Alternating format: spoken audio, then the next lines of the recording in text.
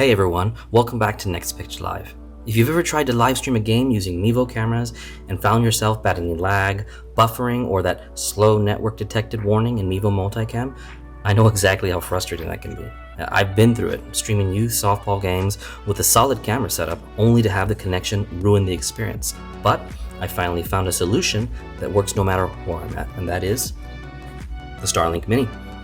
Now, I'm currently using a refurbished Starlink Mini, and honestly, you'd never know it wasn't brand new. It comes packaged exactly the same, performs just as well, and it cost me $350 compared to $500 for a new one. So if you're looking to save a little bit of money while getting the same great performance, honestly, this is a solid choice.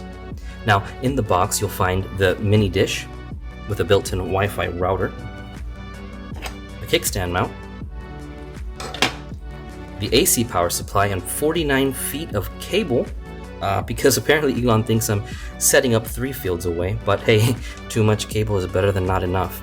It also includes a pole adapter, which is where I attach my tripod mount adapter to get it set up quickly on a standard tripod.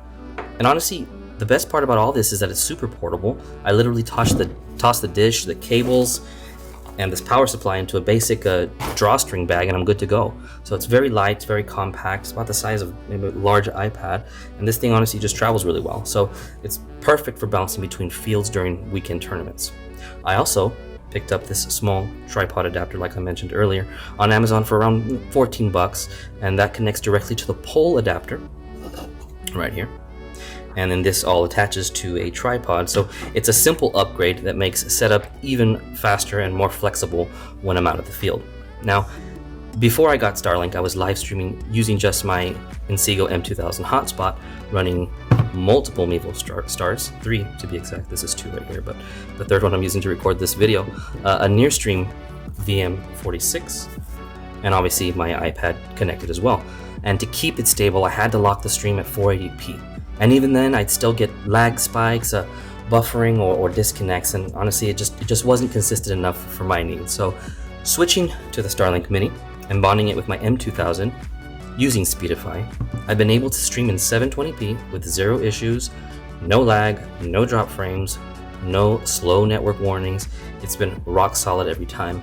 And I think the next game I'm going to try to stream in 1080p just to see how it works out. But with both connections bonded, I'm averaging around 25 megabytes per second upload speed, which is plenty of bandwidth for a clean multicam stream on GameChanger. So, and I'll drop a screenshot right here just so you can see one of my real-world Speedify results.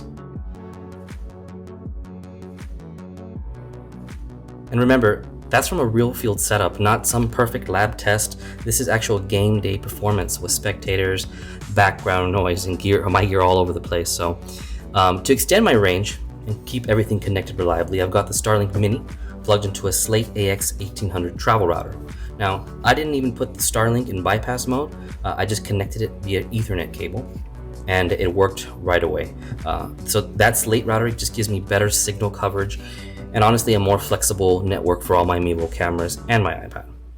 Now, one thing you need to know is that Starlink Mini requires AC power.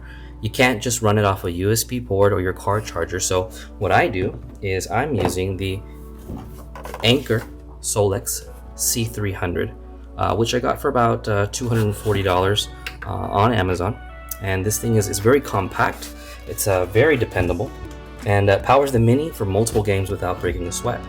And obviously it's not just for live streaming. Both the Anker Solix and the Starlink Mini have more use than just sports. Whether it's travel, emergency backup, or camping, they become very super versatile tools for me. The Solix even supports solar charging if you want to go fully off-grid. The panels aren't included, but you can grab them off of Amazon for around 120 bucks or more. Now, setup time is a little longer than a traditional hotspot. The dish takes a few minutes to acquire satellites, and occasionally there's a firmware update that adds some extra wait time. I always give myself maybe about 15 minutes more before first pitch, just to make sure everything's online and solid. Also, I'm on the Starlink Roam plan, which runs for about $50 a month for 50 gigs of data. Now, and for what I do, streaming a few games each weekend, it's more than enough, and the reliability I've gotten makes it totally worth it. So with this setup, the refurbished Starlink Mini, bonded M2000, my Slate AX1800 travel router, the $14 tripod adapter, and my Anker battery. I finally have a mobile live streaming rig that works. It's consistent, it's high quality, and field tested under real condition. Now, this has all taken a lot of trial and error to get here, and that's why I'm sharing everything that I've learned, so you don't have to waste time and money figuring it out for yourself. And if you're into sports, live streaming, Mevo, GameChanger, Pocket Radar, or just want real gear reviews that actually help, make sure you subscribe to Next Pitch Live. I've got new videos on the way, plus I'll be remastering and remaking some of my older videos in better quality and just to make them easier to follow. Anyways, this is Ramsey. Thanks for watching, and I'll catch you on the next one. Bye.